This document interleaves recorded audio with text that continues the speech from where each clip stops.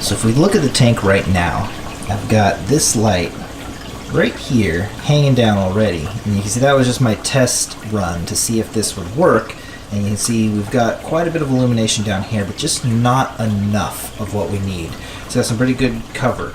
But down over here on this side, it is completely dark, and we cannot tell what's going on. At any given point in time, it is just dingy and dark down in there. We can only see what's going on in there right now because I've got a whole bunch of external light going on. Turn that off. It is just black, and you cannot see what's going on. The fish are swimming around in there, and there's nothing really interesting going on that the plants you see in the front. So, with all the rest that's going on in here, we've got so much going on up top that you can see. You can see down on this side a little bit, but then you come over to this side, and it is just dingy, dark, and nothing going on. But the fish still love to hang out in that section because there's so much water flow, and they have a good time. But we want to eliminate this type of structure hanging down in the tank so we don't actually see mechanical features. So we're going to disguise these as a vine so you can't really tell what's going on. Alrighty, so we're going to dig into this. I've got the PL1 LED-4 from Jabo. The first thing I'm going to do is pop off the bottom of these because we don't need the base. We're going to be hanging them from the cable itself once we get it all wrapped up. But looking back at this, I would go with a different LED because these ones don't produce enough light for what I'm looking for. I'm still going to be looking into that and do another build in the future. But the bases pop off pretty easily. Just discard those, don't really need them. The next step on it is we're going to want to start wrapping the cable around the light itself to reduce the length overall because we don't need all of that extra stuff going on there.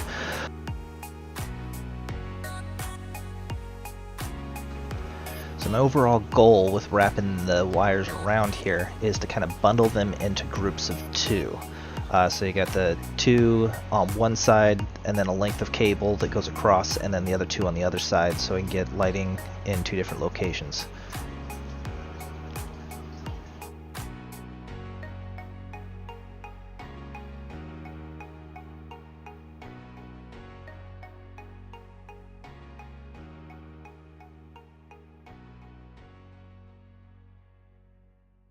So now that we got these grouped how we want them to, we want to grab some twine. And this is going to serve two purposes. We use the twine to first hold the cables into place and the tight bundles that we've got. The second use of this is to hold the silicone in place to give it more surface area to attach to, because going straight to the plastic, it's more likely to fall off and spread all over the tank. So first just go around a few times and just wrap as tight as I can over the top of it, and kind of cross back and forth figure 8 pattern and just get as much string everywhere as you can. Another part to notice here is when I was setting up the weave of the wire, I left that big loop in the top there. That's specifically to hang the light from that section. But we'll go ahead and get a second run of string and we'll start wrapping it around the wire itself. And it doesn't need to be too tight, just enough to add extra surface area, but not so loose that it'll fall off on itself.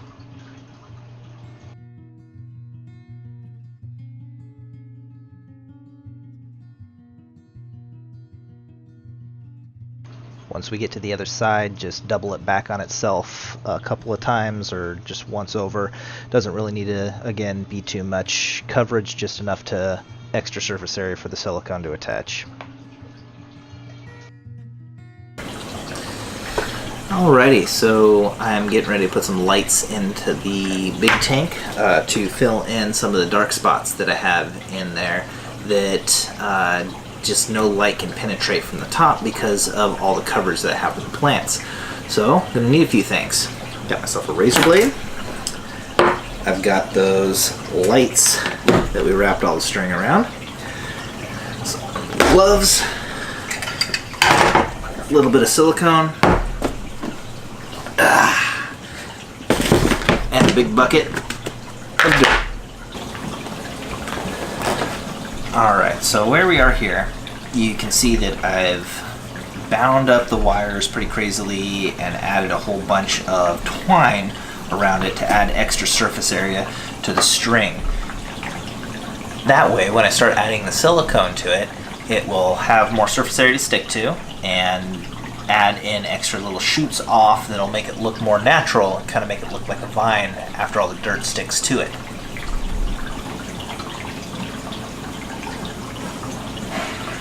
Alright, we're back after a dramatic battery crash on the camera. Alrighty, so we're going to start in by filling in some silicone and start mashing it into all these fibers. Just kind of get it everywhere we can.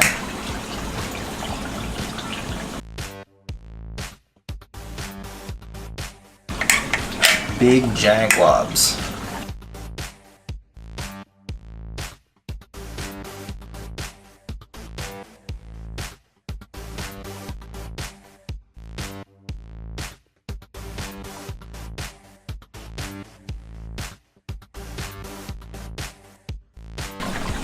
These guys point pretty much the same direction.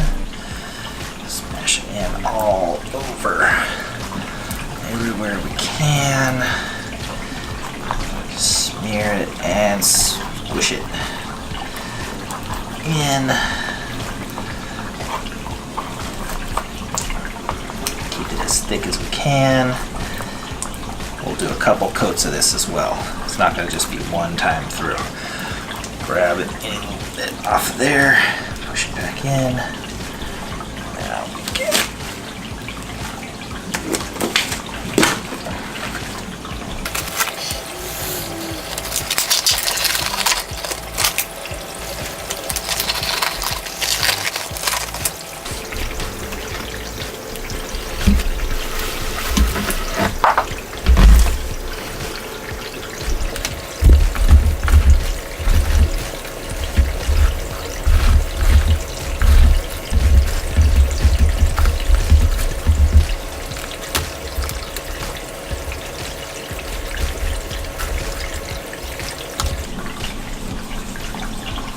Try and keep the lenses as clear as possible, because that's the only part that really matters. Of not getting any type of stuff on it. Get all these random vines here. Squeeze in as much as we can.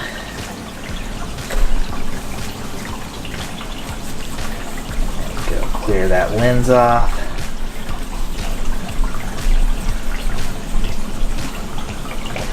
Clear that lens off. We do want to keep it as dirted as possible. So now we've got coat number 1 on, and we're going to let this dry for about 48 hours, and then we'll start up with coat number 2.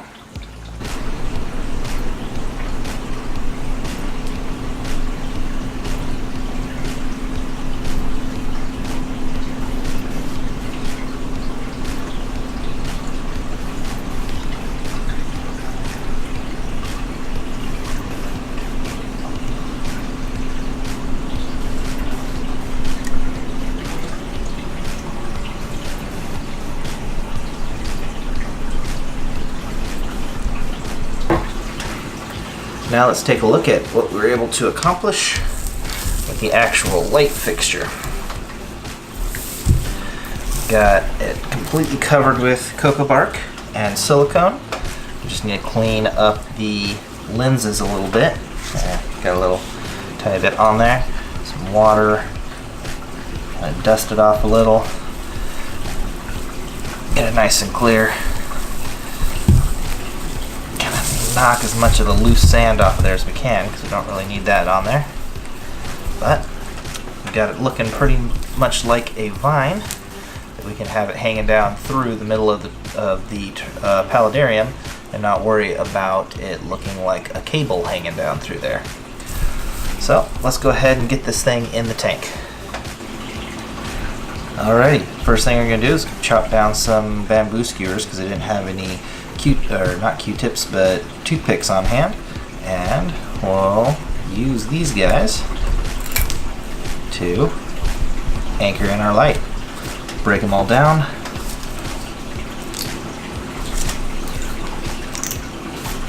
Got some nice little push rods in place. So currently, if we look in here, we can kind of see the light I've got hanging down right here that's just exposed, and you can actually see the bulb on it and everything. So we're going to replace that with the new ones. I've also got this log that's just going to sit right across here. We're going to hide the other two back in behind there so that we get some light onto this section, which right now is incredibly dark.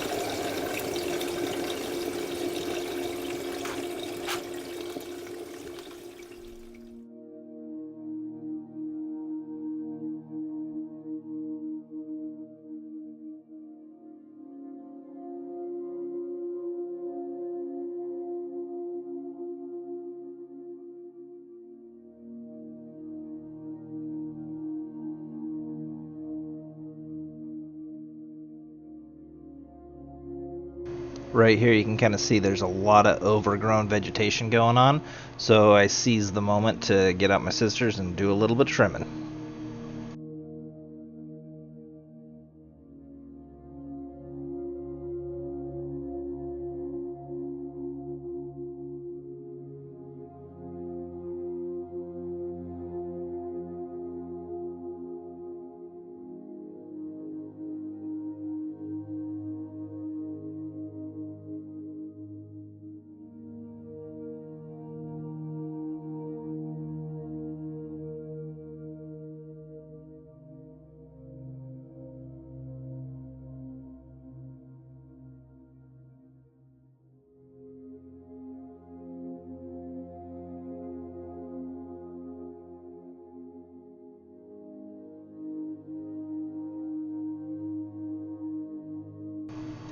Now, if you remember those barbecue skewers from earlier, we just take them and mash them right through the silicone and into the foam background, and they'll hold this guy right in place.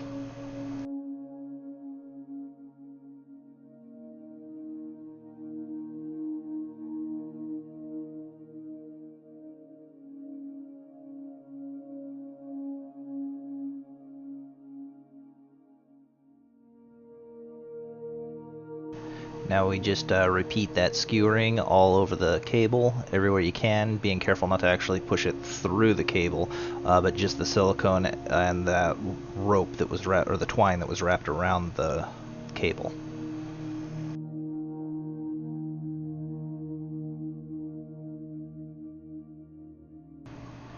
Now this part right here is just a half of a coconut husk that I use to cover up the downpipe spout. That way you can't actually see any of the mechanical again, because the whole idea is camouflage as much of the non-natural components as possible. And again, in this section, this log is completely removable. That way I can get down in there, do cleaning, and access everything down below, because if I would have glued that in a place, there's no way to get down in there. But we're going to tuck those lights in behind there and then cover them up so that the log blocks the majority of that light from coming through the front of the glass, but you can still have the light down in that section.